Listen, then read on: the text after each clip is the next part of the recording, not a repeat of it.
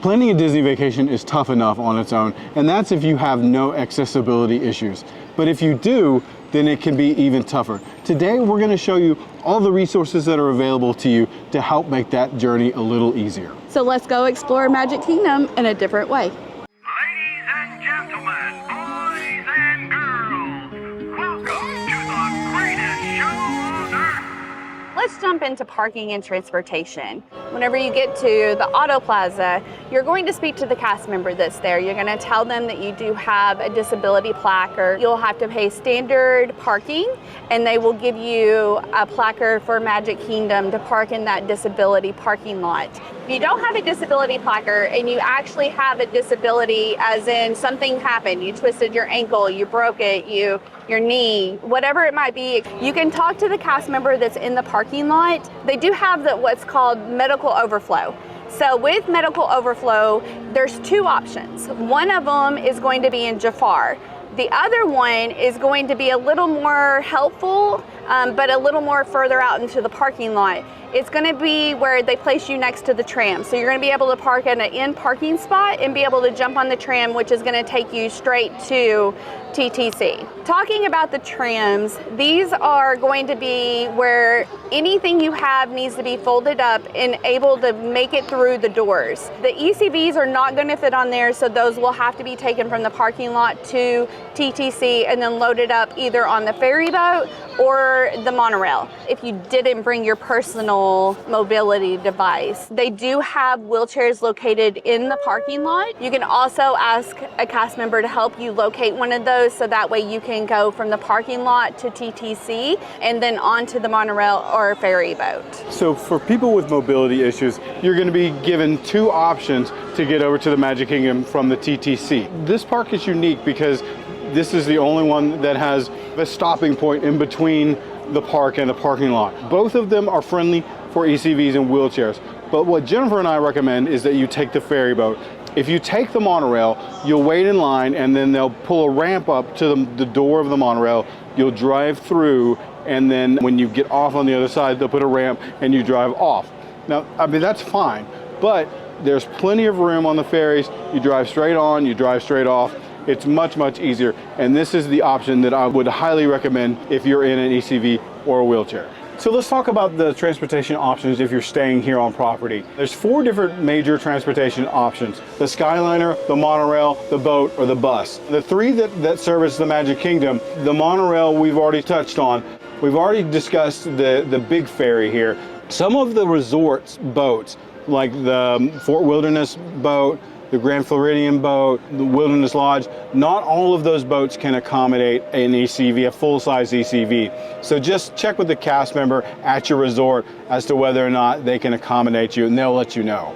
The other option here, and obviously the most widely used one here on property, is the bus. All buses are equipped to handle wheelchairs and ECVs. The newer buses will load up to 3, the older buses will load up to 2.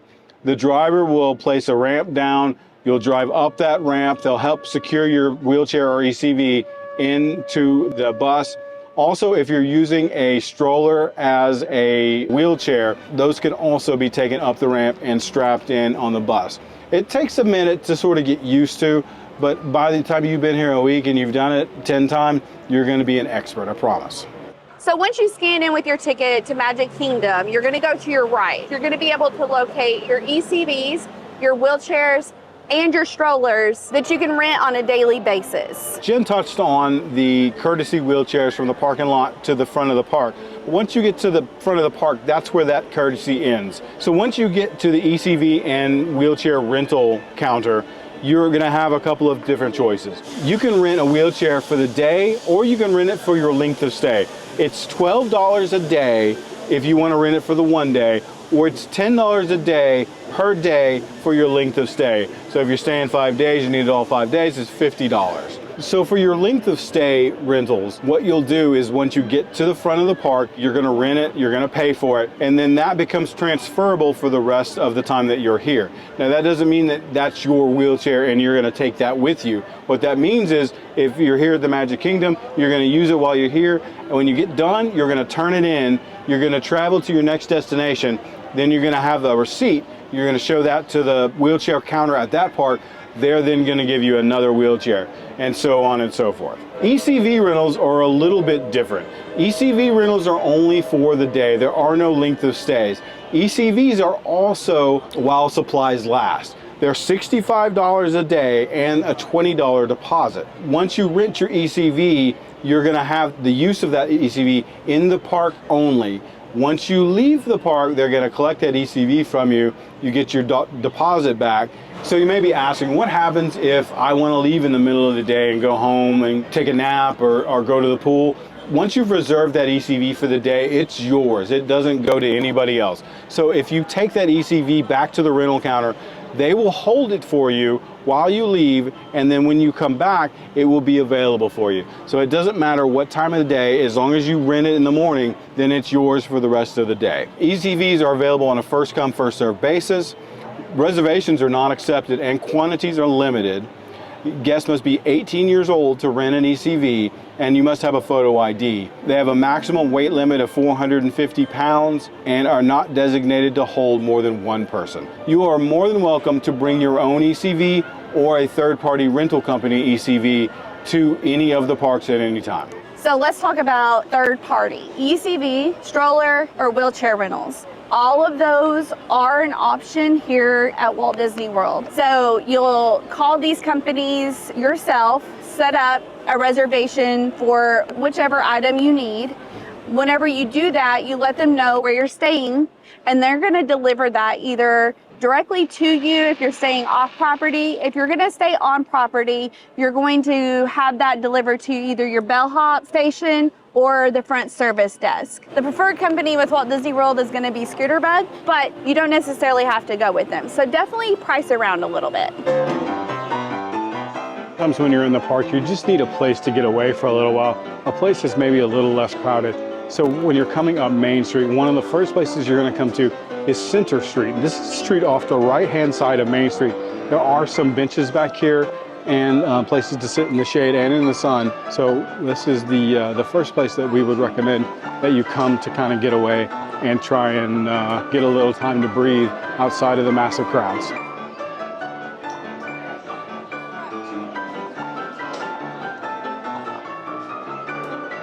So we're located in front of First Aid right now. So there are several services that First Aid offers. First, they can store any kind of medical things you have. That meaning like oxygen, insulin, whether it be just room temperature or refrigerated. They can store breast pumps. They cannot actually store the breast milk itself. Some of the things that they actually offer is from just over-the-counter Tylenol, ibuprofen. They have Benadryl in there. They have Band-Aids. They do have the actual moleskin Band-Aids in there as well for those hot spots that you might get on your feet. If you get overheated, they have little rooms set off with curtains pulled. Just know that like the next room over, there may be someone in there that's very sick. They are available for 30 minutes. Anything that exceeds that, you're going to be asked if you could go back to your hotel room, or if you feel like you've gotten sicker and you need to go to an urgent care or the hospital, they can help arrange that for you as well. Once you get done with urgent care, if you want to be brought back to your resort, they can do that. If you want to be brought back to the park, they'll drop you off at TTC. I did ask them about sprained ankles. They said that they do supply like ice for those. Tylenol, if you need Tylenol for like if you bumped your head or whatever it is, if it's not severe. So also in the First Aid, there is something that's called the Wish Lounge, and it is a space for Make-A-Wish kids or anybody with a terminal illness. If you come into the parks and you're enjoying your day here on a wish trip and you need a little time and a little space and a little quiet, you can go in that room and relax, and that way you don't have to go all the way back to your resort. And so that service is available for the Wish families. You're also going to see throughout the park these blue guest experience team umbrellas. These are guest relations cast members, and they are here to assist you with any of your in-park guest experience needs. Those will include all the accessibility functions. They can assist you if you have a DAS question or need information on how to navigate a certain situation. This is also another place where you can go if you need a little more quiet from the park area.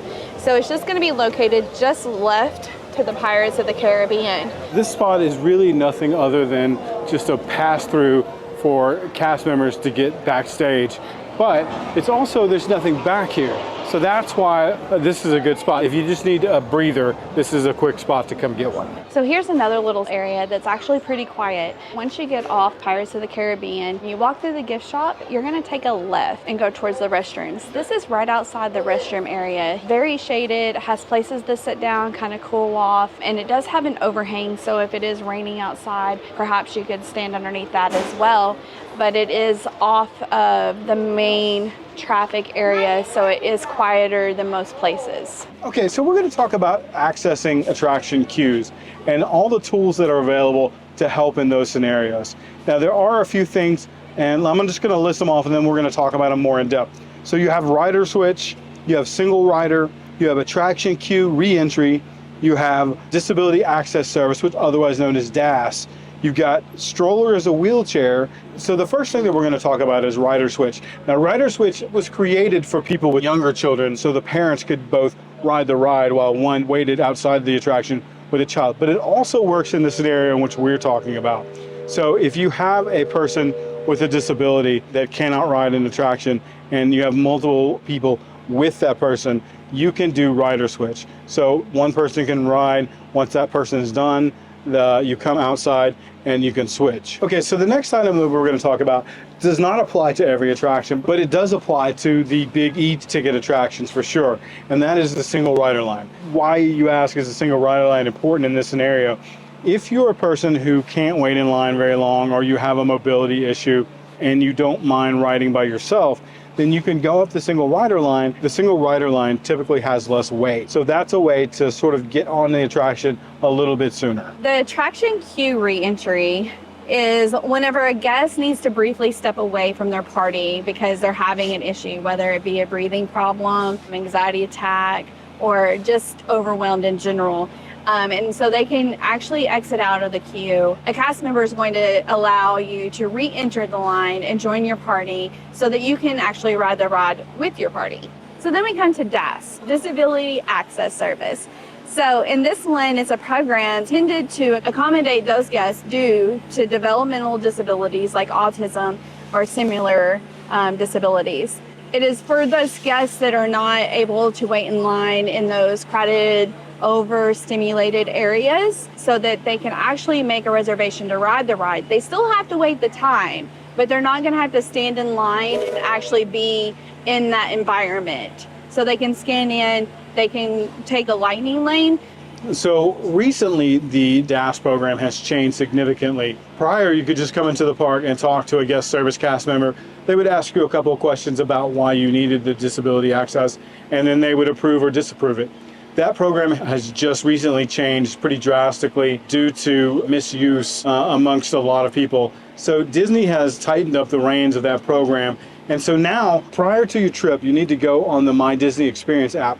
Under the disability service area, there's a place to set up a video call with a cast member where they will basically interview you about your condition, and then they will tell you then whether or not you've been approved or not approved for the new DAS program.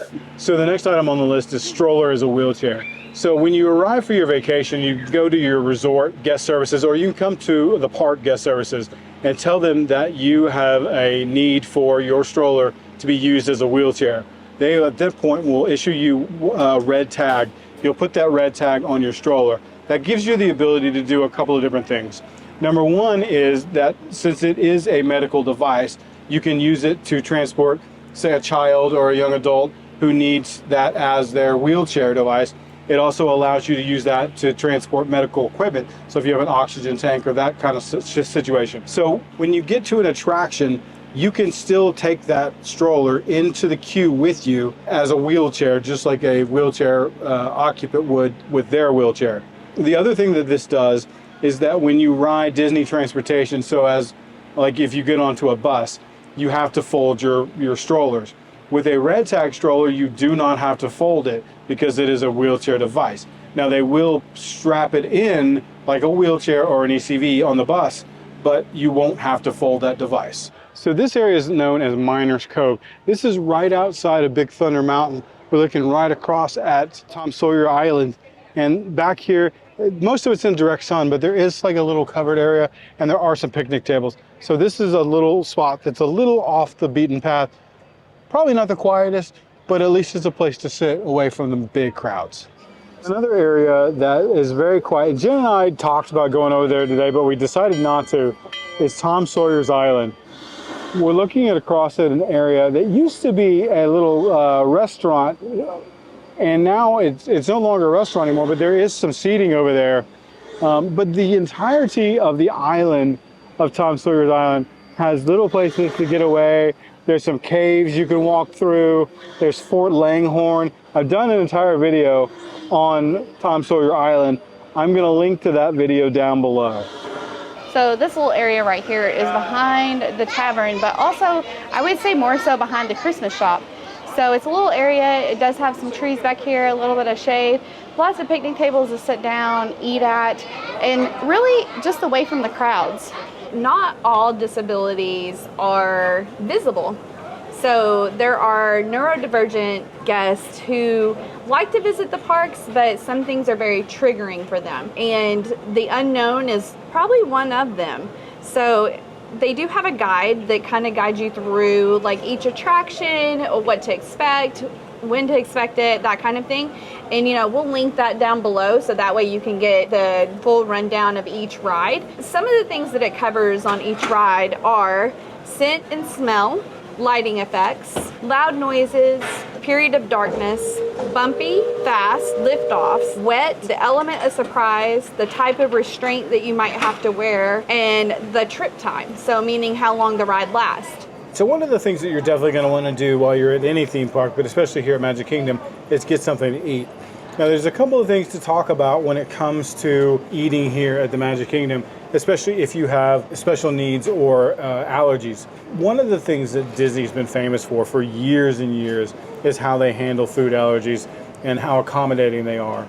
So one of the things that you can do when you're making your dining reservation in the My Disney Experience app, if you go into the app and into the restaurant itself, there will be a section that says menu. You click that menu, you scroll all the way down to the bottom of the menu, there will be an allergy-friendly menu.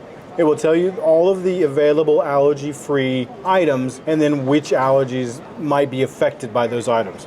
You can also go in, there's a section where you can put dietary restrictions, and you can tell the restaurant in advance, like if you have a peanut allergy or a soy allergy or a gluten allergy, and they can have that information. Now what I would recommend, and what Disney also recommends, is that even if you do all of those things, when you get to that restaurant and sit down at that table, make sure that you tell your server that you have allergies. More than likely what they're going to do, they're going to have already seen your allergies on your reservation, but they will probably go and get one of the chefs, and the chefs will come out to the table to verify your allergy and make sure that they provide you with a meal that is going to be allergy free. But if you want to email, it's special.diets@disneyworld.com. Now you can, if you have more, it says more than 4 allergy-friendly requests, or if you need like pureed meals or a medically restrictive diet, if you'll email that email address, somebody will get back in touch with you and you can discuss all of those needs with them. So I want to touch on what do you do if you have an ECV and once you get to the attraction, because you can't take the ECV through the queue. I'm going to take a clip from a video that Jen and I previously filmed about ECVs in the park and just insert it right here that tells you what the procedure is for ECV riders once you get to an attraction. So we're in the queue for Pirates of the Caribbean. So the way that this works, and I'm sure it's the same for every ride, just maybe logistically a little bit different, but you transfer from the ECV into a wheelchair, and then the wheelchair you can take all the way through the entire queue, and then you just need to be able to transfer into, in this case, the boat once you get up there. Once we got to the loading area, he navigated us to a lane, and the wheelchairs do go right up to where they have you divided off. As long as you can step down into the boat, I let Scott go first in order to help me down. I mean, from there, you're on the boat, you're taking the ride. We got on the other side. They did have wheelchairs waiting for you there. You just grab one, That's a big factor. You need to be with someone that can push you through the line and also get the wheelchair for you or help you in and out of the boat. I mean, you could do it by yourself if you could push your own wheelchair, but you would need to be a little mobile. Mileage varies depending on the attraction, but obviously I think that the procedure is still the same. Right. You're always, no matter what attraction, you're going to transfer out of your ECV into a wheelchair to the front of the line, to the ride, and then they'll have a wheelchair waiting for you on the other side when you get off. So let's take a moment and talk about our four-legged furry friends. So a service animal here at Magic Kingdom is either a dog or a miniature horse. The individual has to be trained to work or perform a task for the individual and their disability. Service animals must be under the control of the owner. Only trained service animals are permitted inside the Walt Disney World theme parks, water parks, and Disney Springs. Emotional support animals, comfort animals, and pets are only permitted at designated pet-friendly Walt Disney World Resort hotels. Service animals must be housebroken and well-behaved.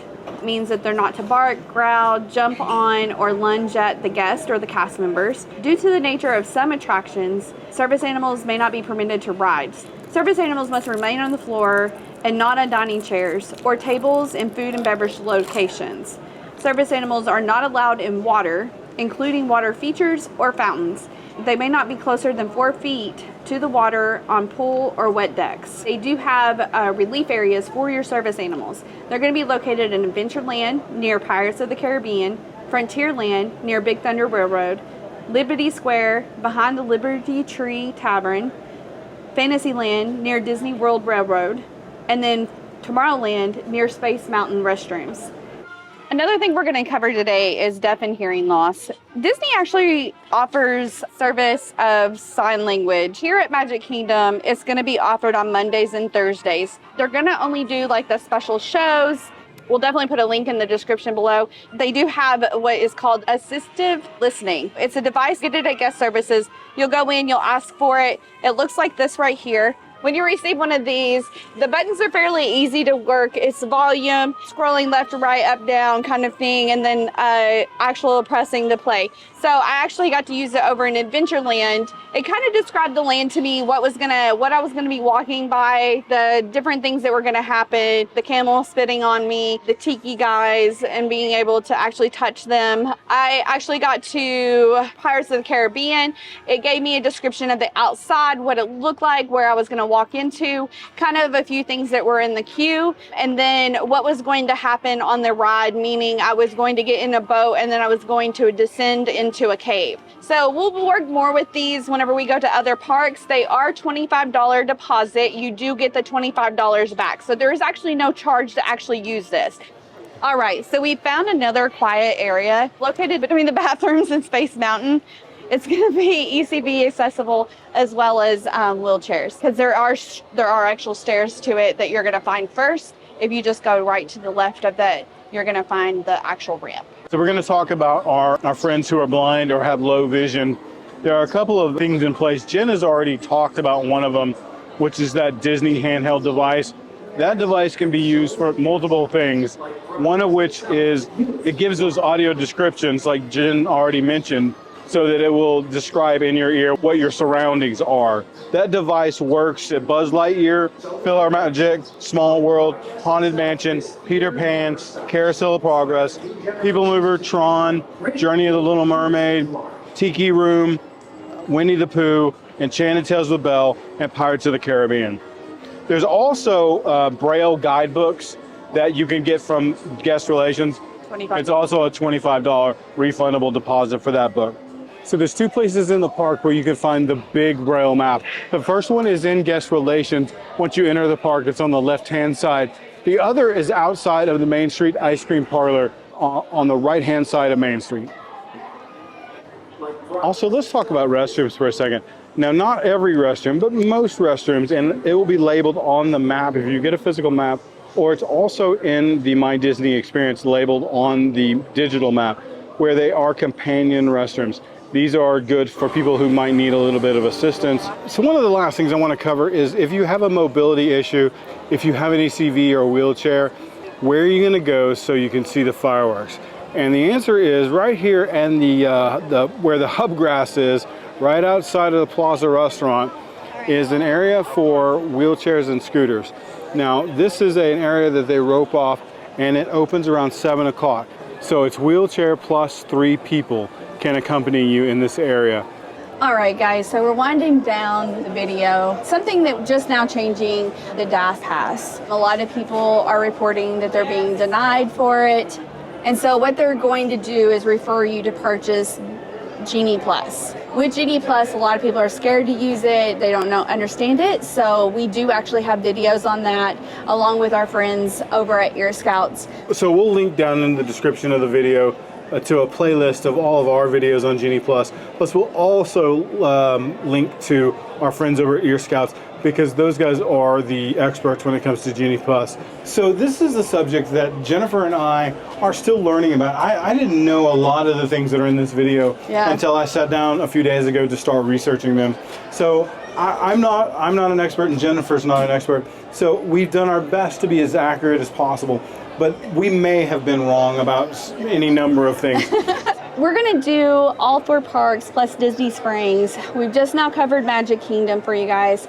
If you have any questions or concerns about anything we covered in this video, please leave a comment below. That way we can either respond with an answer or get the information that you may need. Cover it in our next videos. And like Jennifer said, please follow us on our next series of videos. We're going to do an entire series on this topic, because I think it's important, and I want people to be informed and understand what's available so that they can experience these parks like we experience these parks and love them the same way that we love them.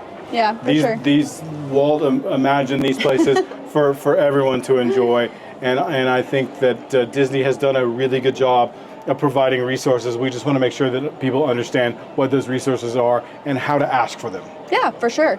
This has been a lot of fun discovering these things and then looking at the park from a different perspective. Thank you for coming along with us. If never lost, then never found. So go get lost.